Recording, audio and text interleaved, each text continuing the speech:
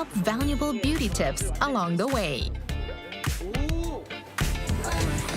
Get ready for a K-pop show that connects fans around the world. From captivating performances to powerful vocals and full band sounds. And special real-time interactions between artists and fans. The only interactive music show for K-pop fans, Simply K-pop. Stay tuned.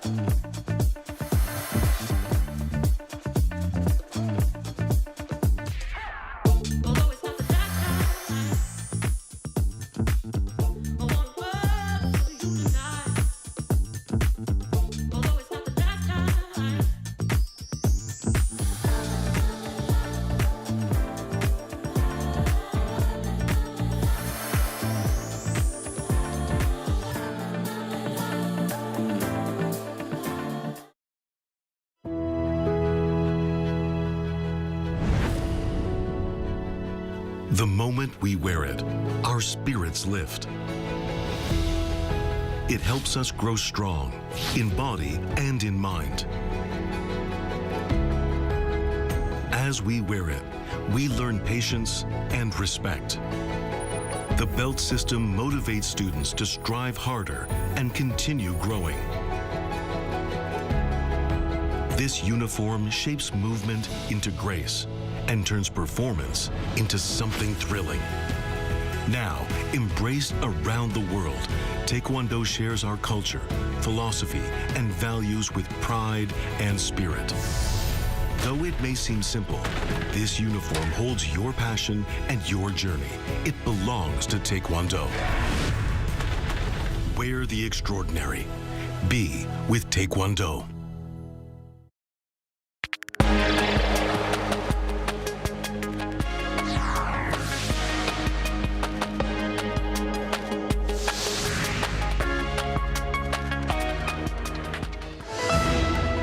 A man has been rescued after being trapped for 8 days beneath the rubble of a shopping center that collapsed after last week's twin earthquakes in Venezuela in a rare moment of hope. Russia has launched a major drone and missile attack on Kyiv, killing 27 people, in what the city's mayor described as the most massive attack on the Ukrainian capital. The attack also drew condemnation from the United Nations, which called it a violation of international humanitarian law. Anthropic is reportedly in talks with Samsung Electronics to manufacture its own custom AI chip. Industry watchers say that if the deal goes through, it could provide a major boost to Samsung's foundry business as competition intensifies in the global AI chip market. Hello and thanks for joining us on Arirang News. We begin today in Venezuela, where rescue efforts have yielded a rare moment of hope more than a week after devastating twin earthquakes. An international team of responders has successfully extracted a 43-year-old security guard who spent 8 days trapped beneath the rubble of a collapsed shopping center. Our Kim Do-yeon starts us off. A round of applause in Venezuela as rescuers transfer 43-year-old security guard Hernan Alberto Il Flores to a waiting ambulance. He was pulled alive from the collapsed basement of a shopping center in Katia Lamar early Thursday after 8 days, trapped 9 meters under the rubble following 2 devastating earthquakes. He survived the initial collapse because his small security workstation shielded him from crushing debris and created a vital air pocket. Due to severe structural instability, specialized teams from Chile, Costa Rica, El Salvador, and the U.S. had to dig 2 separate tunnels to reach him. Footage from the operation captured the moment rescuers first established verbal contact through the dense concrete. ¿Dónde estás? ¿Alcanza a llegar la luz de aquí arriba? ¿Estás bien? Sí, estoy bien. Lo que pasa es que las piedras me tienen mal la espalda. Workers maintained contact via telescopic cameras and provided hydration through tubing, keeping him stable during the extraction. 2 days ago, our medical team was able to insert a way through the same opening we had created to insert a camera, and through that opening, we were able to hydrate him. For his family, the initial contact ended a week of agonizing uncertainty. First, there were days of sadness, pain, and desperation because they couldn't find him. I didn't know if he was alive or dead, if he was injured, or if they took him to a hospital. But when I realized he was alive, it was like a ray of light in the darkness. According to latest figures from the government, the magnitude 7.2 and 7.5 earthquakes killed at least 2,595 people and injured more than 12,400. Widely used unofficial registries list approximately 38,600 people as still missing. Kim Do-yeon, Arirang News. Russia has launched one of its largest air assaults on Kyiv since the start of the war, killing at least 27 people and injuring dozens more in a massive drone and missile barrage. The attack prompted fresh condemnation from the United Nations, which called for an immediate ceasefire and warned that strikes on civilians and civilian infrastructure violate international law. Our Lee Seung-jae has more. Russian forces launched a massive drone and missile assault on Kyiv into the early hours of Thursday morning, killing at least 27 people and injuring 91 others in one of the largest attacks on the city since the war began. Kyiv Mayor Vitaly Klitschko described the barrage as the most massive attack ever carried out against the capital in terms of the number of weapons used. Although previous Russian strikes have resulted in higher death tolls, Ukrainian officials said the latest assault stood out for both its scale and the wide area affected. Several neighborhoods were evacuated as emergency crews rushed to respond to fires and damaged buildings across the city. The attack came just hours after Ukrainian President Vladimir Zelensky warned that Russia appeared to be preparing a new offensive against the capital. Moscow defended the operation, saying Russian forces targeted military production facilities in retaliation for what it described as Ukrainian attacks on Russian civilian infrastructure. Kremlin spokesman Dmitry Peskov said Russia would continue increasing pressure on what he called the Kyiv regime in order to achieve its military objectives. Ukraine rejected those claims, accusing Russia of deliberately targeting civilian areas and arguing there could be no comparison between the actions of an invading force and a country defending itself. The attack also drew condemnation from the United Nations. UN spokesman Stéphane Dujarric said Secretary General Antonio Guterres strongly condemned these strikes and reiterated that attacks against civilians and civilian infrastructure violate international humanitarian law. Turning to Ukraine, the Secretary General strongly condemns the overnight missile and drone attacks by the armed forces of the Russian Federation on the capital city, Kyiv, and other Ukrainian cities. Any attacks against civilians and civilian infrastructure, wherever they occur, are a clear violation of international humanitarian law and must stop immediately. The spokesperson added that the UN chief called for an urgent de-escalation of the conflict and appealed for a full, immediate, and unconditional ceasefire between the two sides. Lee Seung-jae, Arirang News.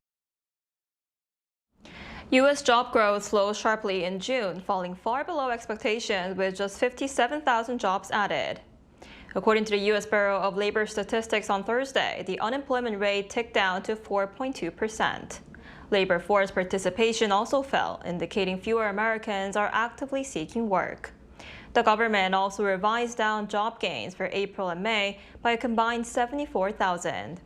The slowdown coincides with inflation hitting a three-year high, driven largely by energy price shocks from the war with Iran. The conflicting data leaves the Federal Reserve in a tight spot, making it difficult to raise interest rates to fight inflation without risking a broader economic downturn. U.S. artificial intelligence startup Anthropic is reportedly in talks with Samsung Electronics to manufacture custom AI chips. According to U.S. tech media outlet The Information on Thursday, Anthropic has begun early-stage work on developing its own AI chips and is considering Samsung as a potential manufacturing partner. The discussions reportedly center on using Samsung Foundry's cutting-edge 2-nanometer manufacturing process and advanced chip packaging technology. The 2-nanometer process is among the most advanced semiconductor technologies available today, offering higher chip density and improved power efficiency.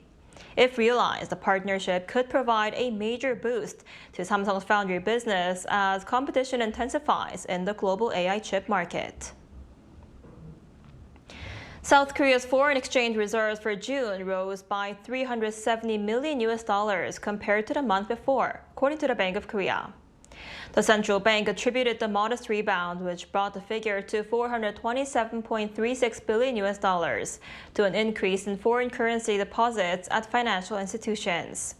That offset the impact of market stabilization measures, including a currency swap deal with the National Pension Service. By asset type, deposits rose by $920 million, while securities holdings fell by $330 million. As of the end of May, Korea ranked 13th globally in foreign exchange reserves, $3.1 billion behind Singapore in 12th place.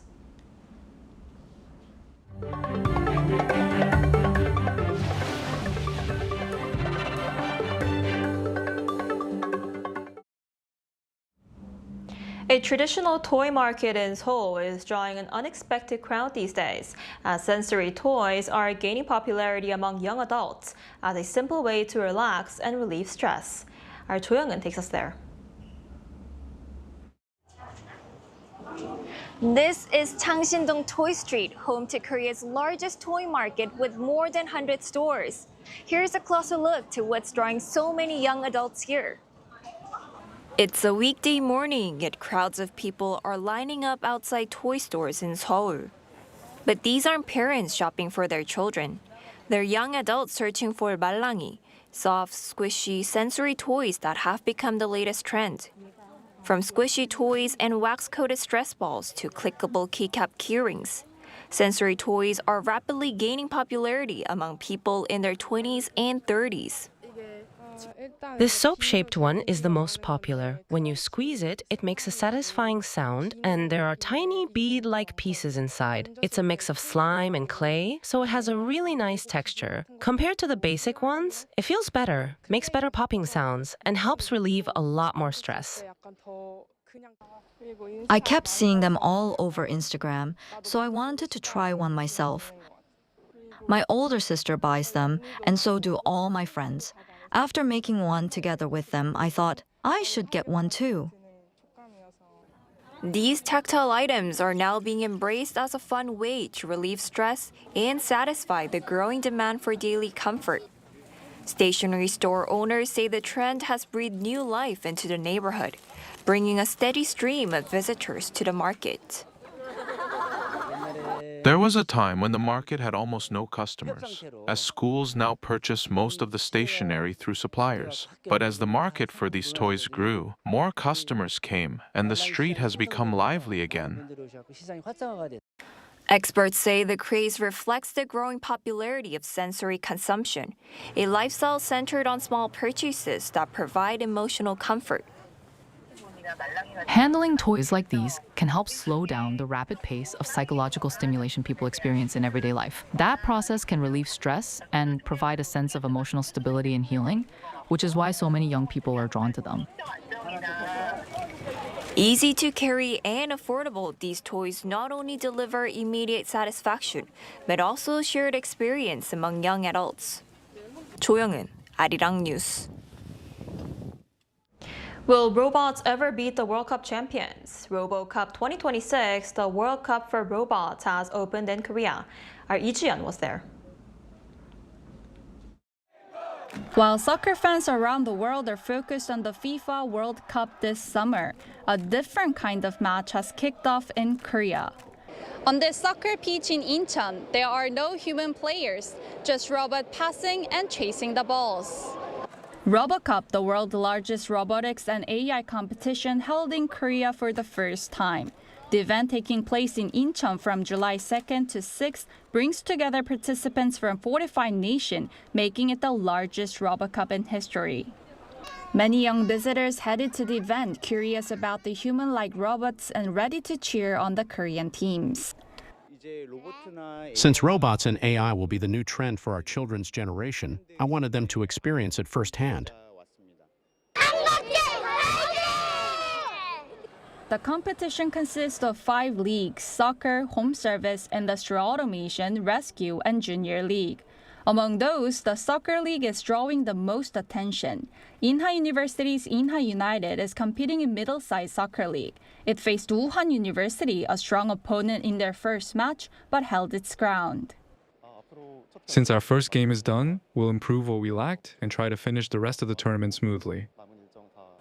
Meanwhile, Incheon National University was the only Korean team in the Smart Manufacturing League under the Industrial Division. Robots were required to assemble a product piece by piece within a time limit, and Team INU were recognized for their precise control. I hope the skills and know-how we developed for this competition will support future robotics research and industry. The ultimate goal of Robocup is to develop a fully autonomous humanoid robot team that can defeat the FIFA World Cup champions by 2050. The goal may be ambitious, but Robocup 2026 shows that it's no longer just science fiction. 이주연, Arirang News. One of Asia's premier genre film festivals is marking a major milestone this year. From honoring the cinematic legacy and exploring the next generation of filmmaking, the Bucheon International Fantastic Film Festival celebrates its 30th anniversary. Our Shin-Seon reports. The red carpet rolls out to applause as cameras flash and cheers fill the air. Marking its 30th anniversary, the Bucheon International Fantastic Film Festival transforms into the center of cinematic imagination, attracting international fans and acclaimed film icons.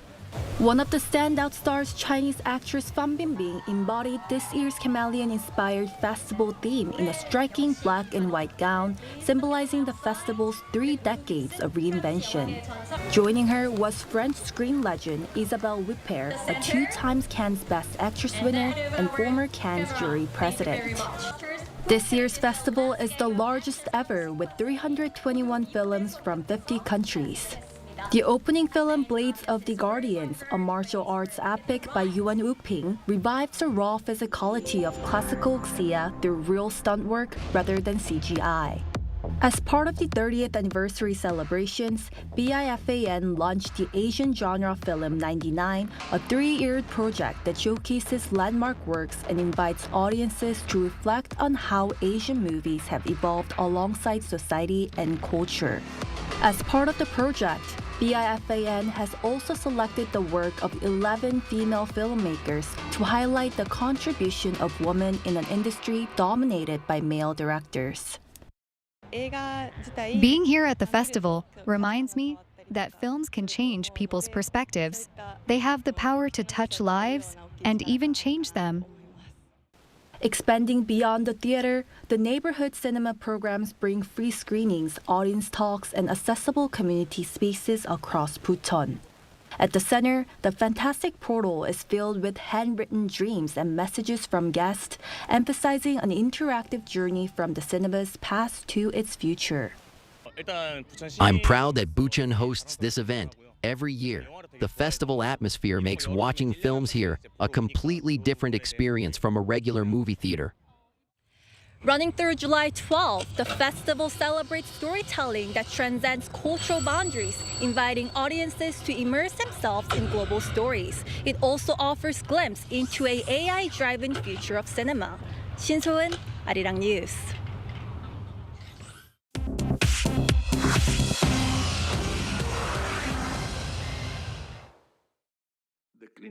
This is The World Now, bringing you everything you need to know from around the globe.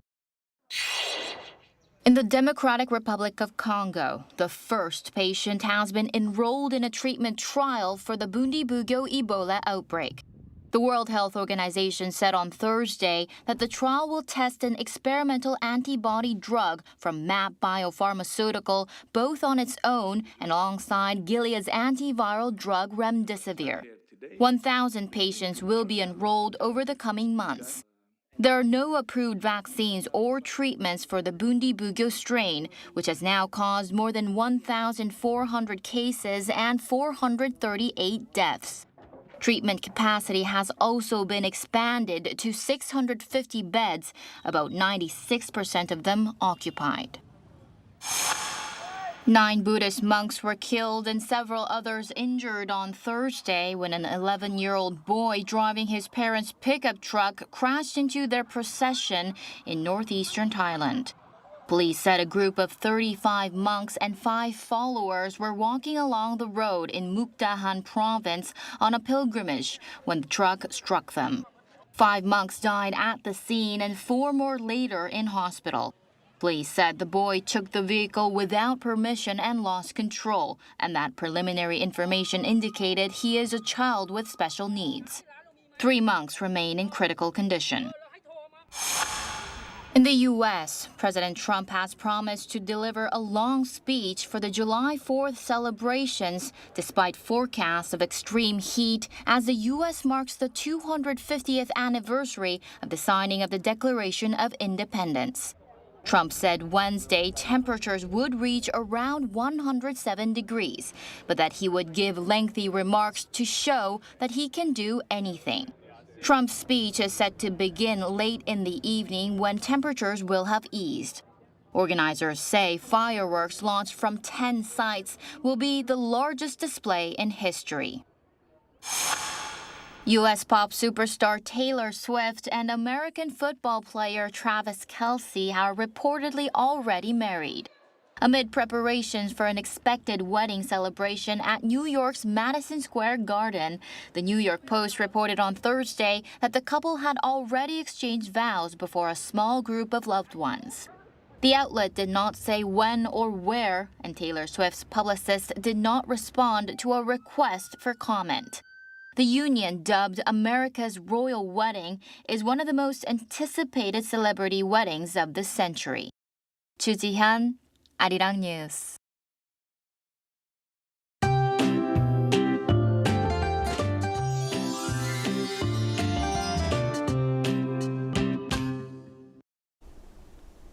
The summer monsoon rain is coming back. Rain has already begun on Jeju-do Island this morning and will spread to the southern coast by late this afternoon. Then by tomorrow morning, most of southern provinces will see some monsoon showers. Meanwhile, Jeju Island and southern coast could see 20 to 80 millimeters into Saturday. And as we head into Sunday and Monday, the rain will become much more widespread, eventually covering nearly the entire country. But before the monsoon rain fully arrives today, scattered showers will pop up across inland areas with 5 to 40 millimeters expected along with thunderstorms.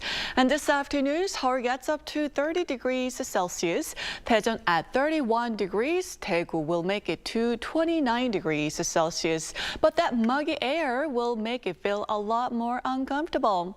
Then the rainy pattern becomes much more active next week and mornings will get much warmer.